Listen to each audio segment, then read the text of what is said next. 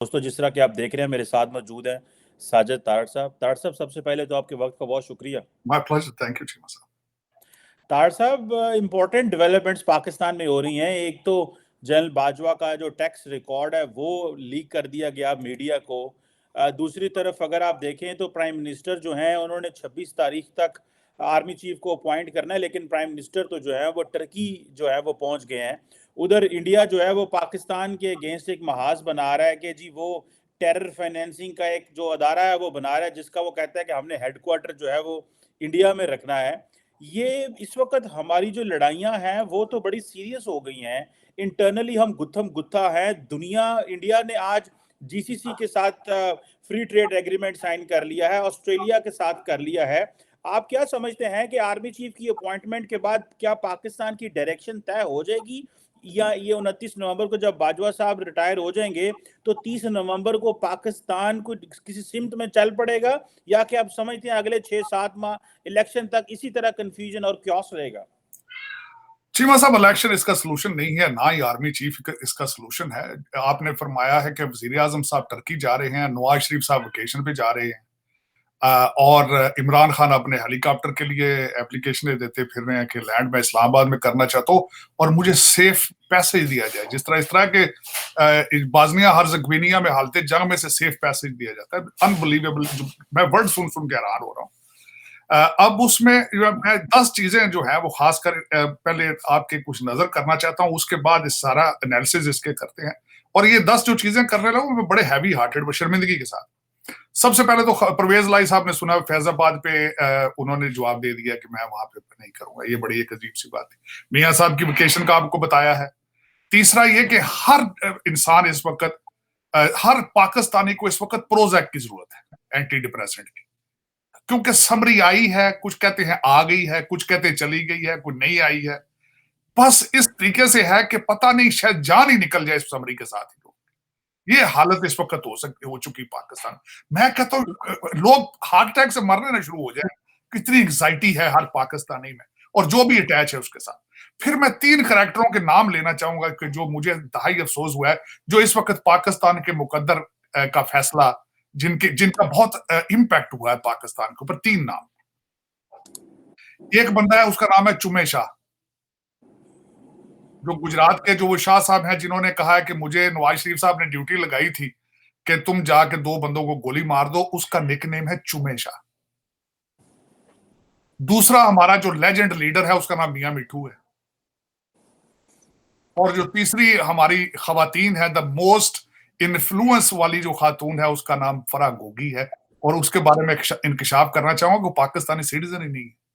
वो किसी और कंट्री का लेकर पासपोर्ट, तो वो 4 करोड़ रुपए में उन्होंने खरीदा पासपोर्ट, और उनका कोई रिकॉर्ड ही नहीं मौजूद है। और उसके बाद जो अगली, मैं इन सारी चीजों के अंदर एक चीज जो सबसे ज्यादा तशवीशनाक है कि किस तरीके से रूलिंग एलीट अपनी मीटिंग्स कर रही है। जरदारी साहब आ गए हैं, इधर ड्राइंग रूम में मीटिंग है, फला मीटिंग हो रही है, और ये चीफ आएगा, फलाना चीफ जाएगा, इसने ये किया है, यार ये चकवाल ग्रुप का है, नहीं ये उसका है, ये इसका है।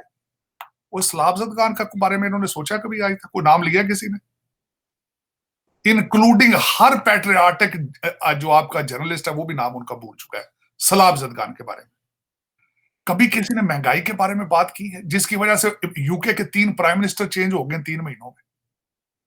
फिर उसके बाद अगली बात देखी जाए तो अलवी साहब के ऊपर शक हो रहा है। उधर से पीटीआई वाले कहते हैं इसने असेंबली रोक लेनी है और उससे एक आर्मी जनरल रिटायर हो जाएगा 27 को, इसने 10 दिन होल्ड कर सकता है। वो कसमें उठा रहा है, नहीं जी मैं तौबा, मैं इस तरह का काम क्यों करूंगा। फिर उसके बाद जो 2 चीजें बिल्कुल इस वक्त खत्म हो गई हैं, मैं हैरान हूं, घड़ियां भी गुम हो गई हैं। अरशद शरीफ बेचारे का की डेड बॉडी भी गुम हो गई है। उसके ऊपर भी कोई, मेरा मकसद, पहले जो खान साहब ने अपने कंधों पे उसका ताबूत उठा के सियासत कर रहे थे, उन्होंने भी वो ताबूत रख दिया नीचे। तो इन सरकार, और मैं अगर देखा जाए, आपने कभी 21वीं सेंचुरी में किसी ऐसे मुल्क में, किसी दुनिया के मुल्क में जो, और मैं यहां आपको बताना चाहूंगा, मुल्क तो आप जैसे कई हैं, कांगो है, जिबूती है, रथरिया है, इस तरह के कई मुल्क हैं, टूटे फूटे हैं, सोमालिया है। लेकिन मैं ये पूछना चाहता हूं, आपके पास न्यूक्लियर एटॉमिक पावर, आपके बारे में दुनिया आज क्या सोच रही है? एक सेकंड के लिए मेरा क्वेश्चन है 25 करोड़ लोगों से, और मैं अपनी एस्टेब्लिशमेंट से और हर जो रूलिंग एलीट है, मेरा उनसे क्वेश्चन है आज दुनिया आपके बारे में क्या सोच रही है। और आपको मैं मजे की बात बताना चाहूँ, जब दुनिया के बारे में फॉरेन पॉलिसी की बात करता हूँ चीमा साहब, 1 महीना हो चुका है, आपका फॉरेन सेक्रेटरी कोई नहीं। The most sensitive issue foreign policy किसी की क्या होनी है जब फॉरेन सेक्रेटरी मौजूद नहीं है, पंजाब का चीफ सेक्रेटरी मौजूद नहीं है, आईजी भाग चुका है। तो इन सर्कमस्टांस कभी आपने सोचा है कि दुनिया आपको किस लेंस से देख रही है, किस लेंस से? भारत आपको मैं कहता हूं, मैंने तो अब बिल्कुल भारत के साथ कंपैरिजन करना छोड़ दिया। उसकी वजह यह है, अब आपका कंपैरिजन अफगानिस्तान और सोमालिया से हो सकता है, क्योंकि मेरे ख्याल में अफगानिस्तान भी इस वक्त तालिबान ने जिहाद का काम छोड़ दिया है, आपने उसका ठेका ले लिया। इस वक्त तालिबान आपसे ज्यादा ओपन माइंडेड और ज्यादा अकलमंद नजर आ रहे हैं, उनकी इकॉनमी आपसे ज्यादा बेहतर नजर आ रही है। तो G20 जिनकी बात कर रहे हैं भारत के साथ, आप अगर मुंसलिक करते हैं, वो G20 पर है, फाइनेंशियली स्ट्रांग है, अमेरिका उनसे डरता है, रशिया उनसे चलता है, उनसे वो असला कैश पर लेते हैं, पेट्रोल उनसे कैश पे लेते हैं, नेगोशिएट करते हैं। ये ऑक्सफोर्ड ग्रेजुएट जो अमीरुल मोमिनीन है, पता नहीं किस मुंह से कहता है कि वो मोदी ये कल की स्टेटमेंट में इस पे थोड़ा सा आप आज बात करना चाहूंगा। कल खान साहब ने, हमीरुल मोमिनीन ने एक स्टेटमेंट छोड़ी है कि जब तक मोदी पावर में है हम उससे बात नहीं करेंगे। खान साहब, नुकसान आपका है या मोदी का है? मेरा ये ओपन क्वेश्चन है आज, ये बल्कि बहुत सेंसिटिव मैटर है। ये एक ऑक्सफोर्ड ग्रेजुएट जो प्राइम मिनिस्टर रह चुका हो, उसको जेब देता है ये स्टेटमेंट देना? अगर मोदी साहब ने 8 से 10 साल पावर में लेना है तो आपने पाकिस्तान को ताला लगा के फिर आप लंदन शिफ्ट हो जाए आप। और दूसरा मैं ये कहूंगा कि मोदी खुद हिंदू हैं, और जिस मुल्क के वो प्राइम मिनिस्टर हैं, मेजॉरिटी वहां पे हिंदू हैं, उनको वो उनकी तरक्की के लिए वो सिंसियर हैं। आप अगर पाकिस्तान को डिलीवर नहीं कर पाए तो मोदी का क्या कसूर है उसमें? आप मोदी के खिलाफ क्यों है भाई? वो अपने मुल्क के साथ तो सिंसियर है, अपने मजहब के साथ भी सिंसियर है, आप क्यों नहीं पाकिस्तान के साथ सिंसियर? आपने 3.5 साल में क्या किया है?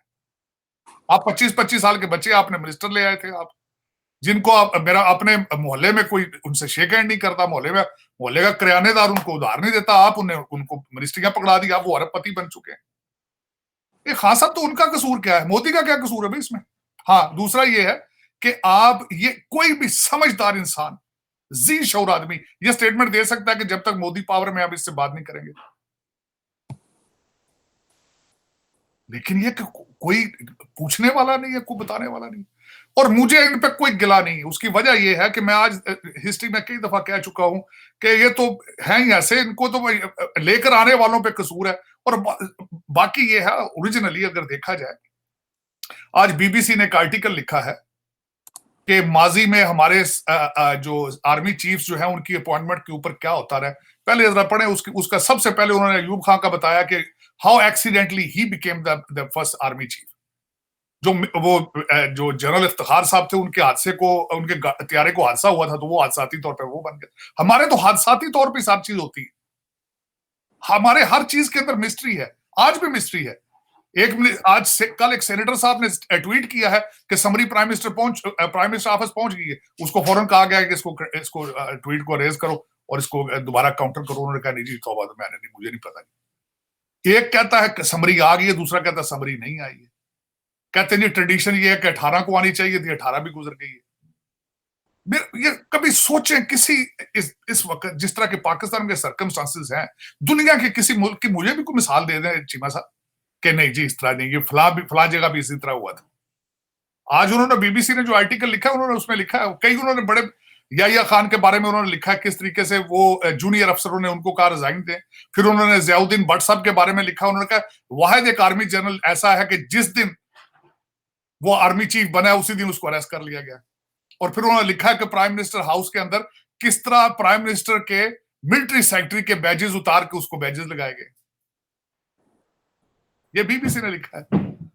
तो हजूर, दुनिया मजाक उड़ा रही है आपका। दुनिया आपको क्या समझ रही है कि you are not a reliable people, you are not trustworthy people, you are just money and power hungry people, you are self centred people. आपके अंदर कौमियत नहीं है, मैंने तो कौम कहना ही छोड़ दिया है, you are just a group of looters, that's what it's period. और उसमें सबसे बड़ी बात यह है कि आपको जब इस्लाम का चूरन लगता है बिकना है, वो बेच लेते हैं। जब अताउल्लाह नियाजी के गाने कहते हैं बिकने, वो भी आप बेच लेते हैं। लेकिन किस लिए बेचते हैं? सिर्फ पावर के लिए, पैसे के लिए, दैट्स इट। और उसमें देखें, आपका सर्वाइवल फ्यूचर के अंदर बड़ा मुश्किल हो जाएगा। उसकी वजह यह है कि इस वक्त दुनिया, अमेरिका के अंदर रिसेशन, मैं कल जेफ बेजो की बात करना चाहूंगा जो अमेज़न का ओनर है, उसने अमेरिकन को कहा है कि don't buy freezes and big TVs and big things on black Friday, जो कि बहुत मशहूर होता है यहाँ पे, black Friday after Thanksgiving for shopping. उसने कहा है don't by the big items because recession is at the corner. और यहाँ पे आपको पता होगा कि घरों के लिए इंटरेस्ट 7% हो चुका है, विच इज नॉट नॉर्मल। तो अगर ये हालात यहाँ पे हैं तो आप किस खेत की मूली हैं भाई? जब अमेरिका को खांसी आती है, पूरी दुनिया को जुकाम लग जाता है, तो आप किस खेत की मूली हैं? लेकिन अफसोस कि आपके जो अरबपति हैं वो सारे अपने अपने पतियों के पास आ जाएंगे, अपने अपने मुमालिक में सारे आ जाएंगे, और पीछे मार खाएगा गरीब का बच्चा, डाके पड़ेंगे, पटाखे फूटेंगे।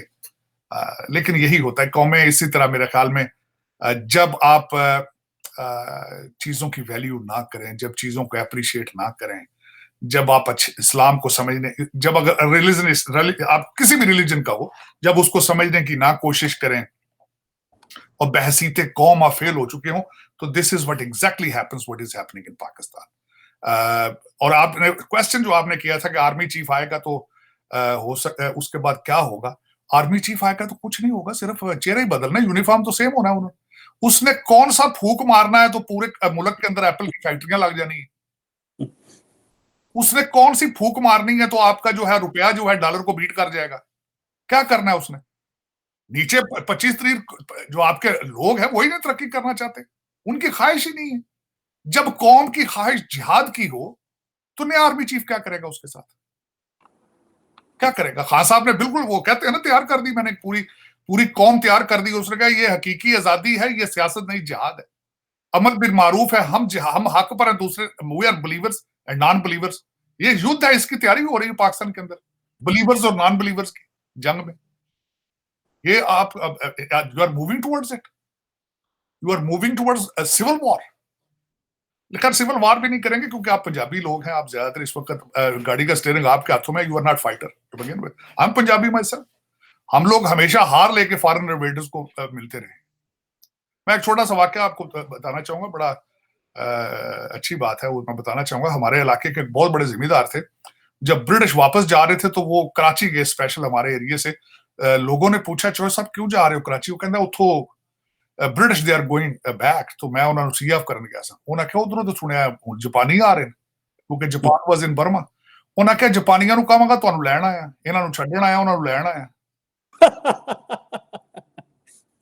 This is what happened in 40s, 1940s। और उसके पोते दोते अब भी मिनिस्टर्स हैं, उसके दोते पोते अब भी they are members of the parliament. ਤੇ ਅਸੀਂ ਤੇ ਭਾਈਜਾਨ ਛੱਡਣ ਜਾਂਦੇ ਆ ਤੇ ਅਗਲਿਆਂ ਦੇ ਗਲ ਹਾਰ ਪਾ ਕੇ ਲੈ ਆਉਂਦੇ ਆ। वाह, जबरदस्त, सही बात, बड़ी बात। तार साहब, आज ये तो एक होगी बात।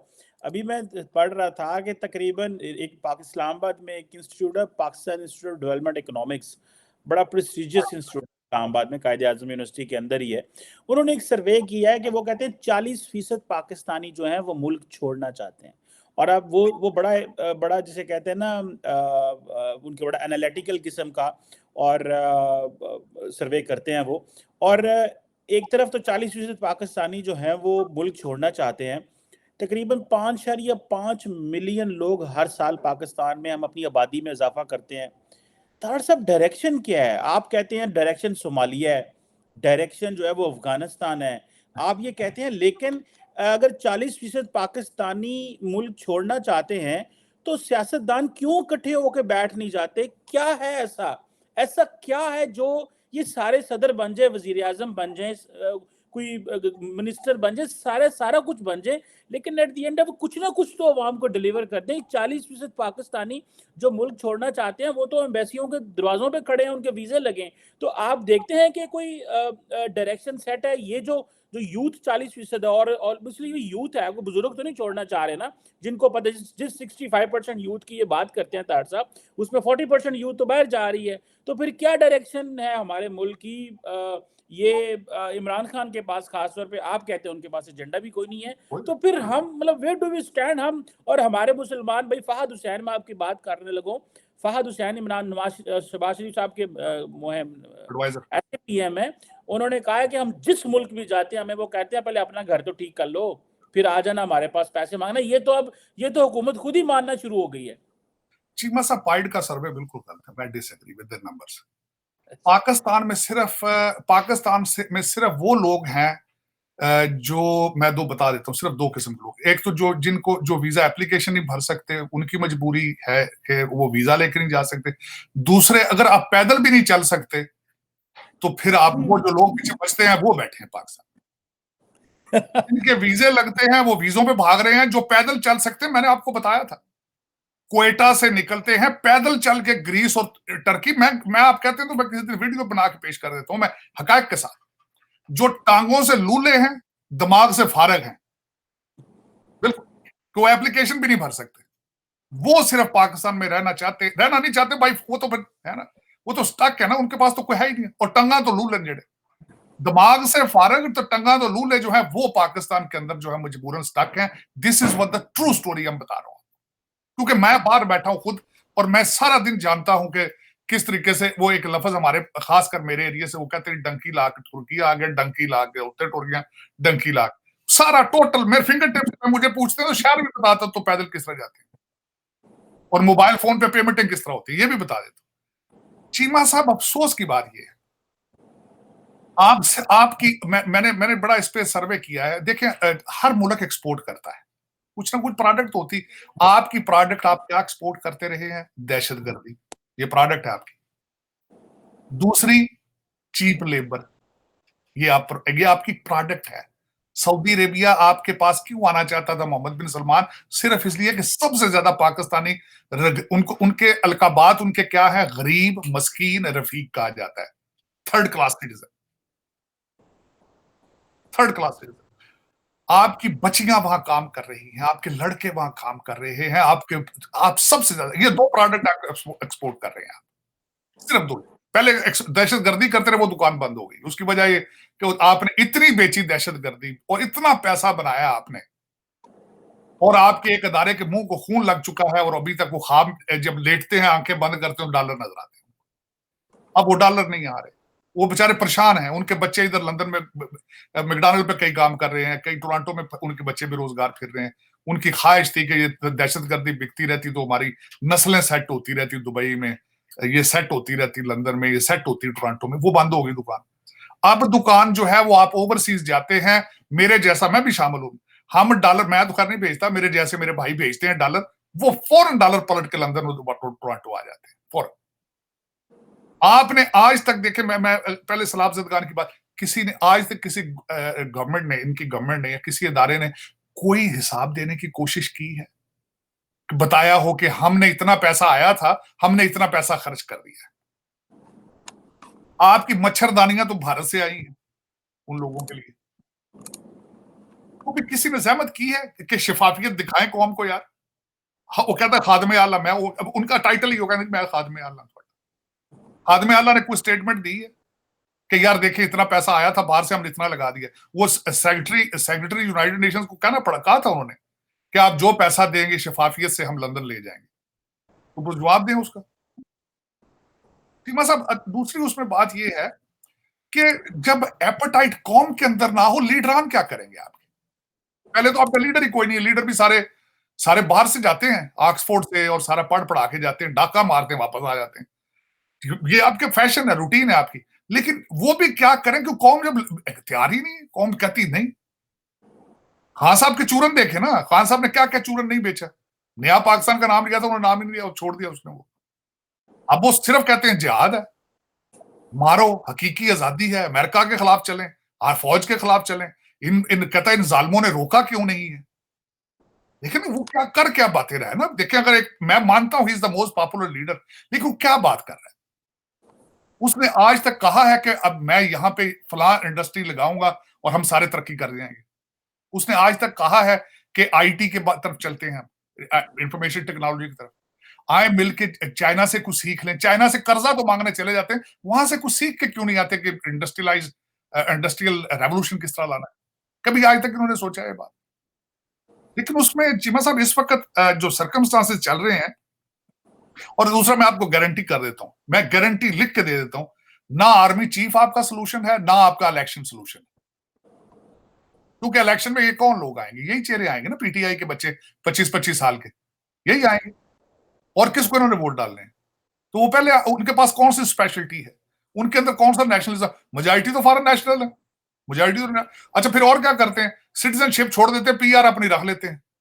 घर तो सबके यहाँ पे, टोरंटो में या अमेरिका में, लंदन में, सबके। तो ये क्या क्यों करेंगे? तरक्की आपके लिए काम क्यों करेंगे? आप कभी ये सोचें चीमा साहब, आप डुअल नेशनल हो, आपके बच्चे अमेरिका में, इंग्लैंड या टोरंटो बैठे हो, आप पाकिस्तान के लिए क्यों सोचेंगे? ये कभी किसी पाकिस्तानी ने सोचा है?